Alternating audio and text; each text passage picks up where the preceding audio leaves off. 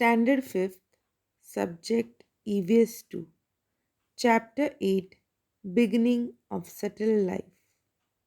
In the previous chapter, you learned about how the Stone Age man moved from shelters to village settlements.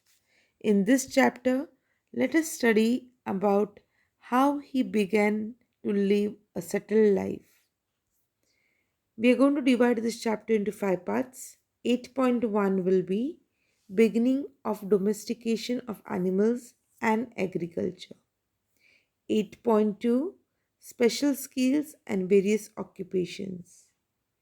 8.3 community based life on mutual cooperation. 8.4 structure of houses.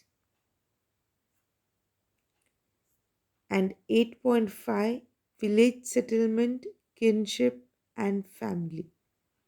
So let us begin with 8.1 beginning of domestication of animals and agriculture. Let us study about domestication of animals. Domesticated animals like the dog, goat, sheep, cattle, buffalo, etc., are useful to man in many ways.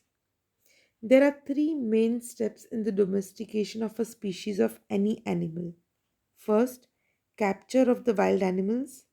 Second, taming the captured animals, that is, training them to live with humans. And third, obtaining useful materials like milk, etc., from them and training them to work for humans as beasts of burden. When the third step is achieved, the animal is supposed to be completely domesticated. Domesticating animals and keeping them for our own use is called animal husbandry. In the sixth lesson, we have seen that the dog was domesticated in the Middle Stone Age. The dog is the first animal to have been domesticated. Dogs were used to help with hunting. The goat and sheep were domesticated next. Agriculture.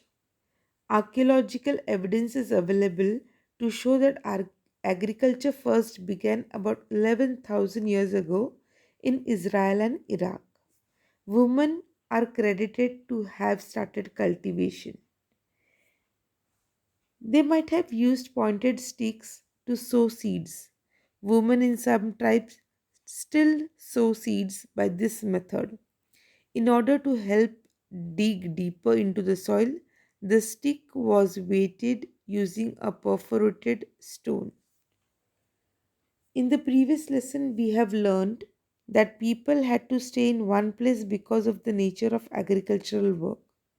Agricultural production increased considerably after the plough pulled by animals came into use. Agriculture became the main source of livelihood. Now people began to worship nature and various deities for food crops. Essential things like sharing of agricultural tasks and water resources and the security of the village settlement gained importance. People in the village settlements established some rules and customs to manage these settings. Thus, a social system based on agriculture came into existence. So this was all about beginning of domestication of animals and agriculture.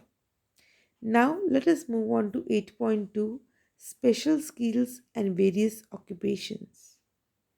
In the times before agriculture, people obtained food such as meat, fruits, and roots by hunting and gathering, but could not store it for a long time. Therefore, all the men and women in the community were continuously engaged in getting food.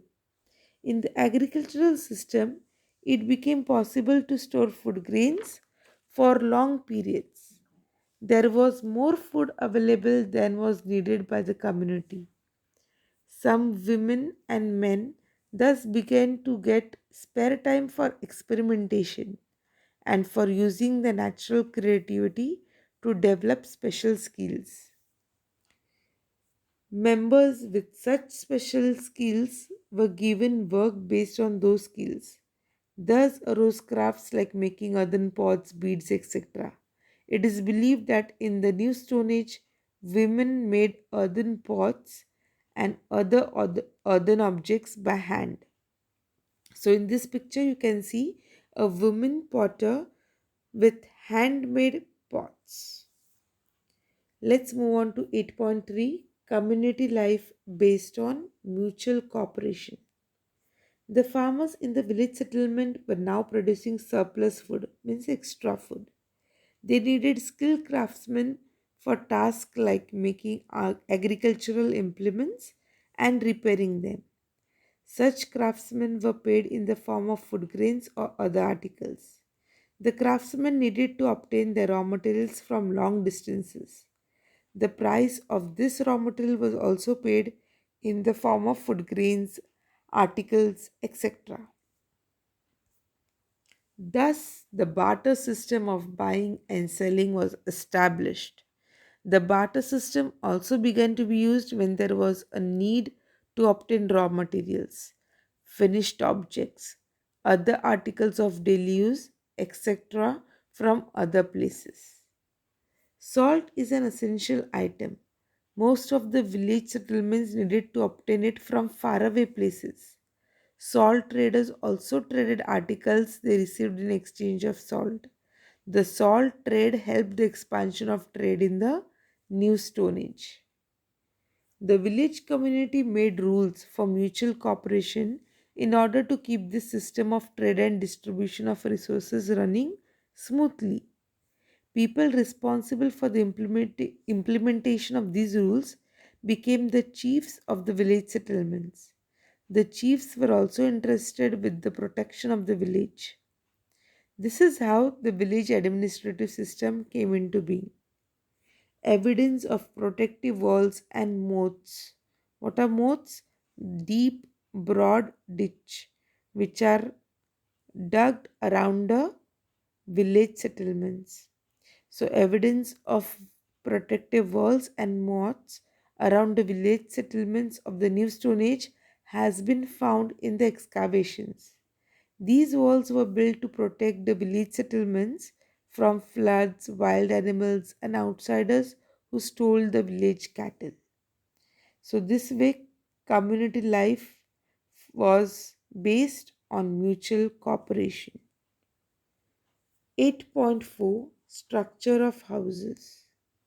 The houses at the beginning of the New Stone Age were made of wattle and daub, means the walls were screens woven from sticks or bamboo, plastered with mud or cow dung.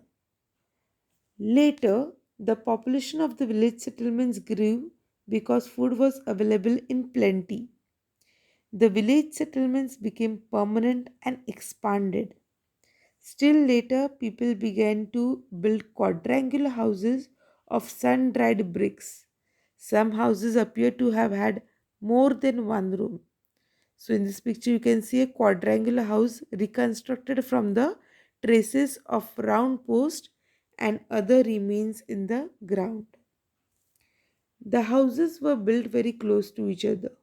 Regional differences are seen in the styles of constructing houses depending on the local climate.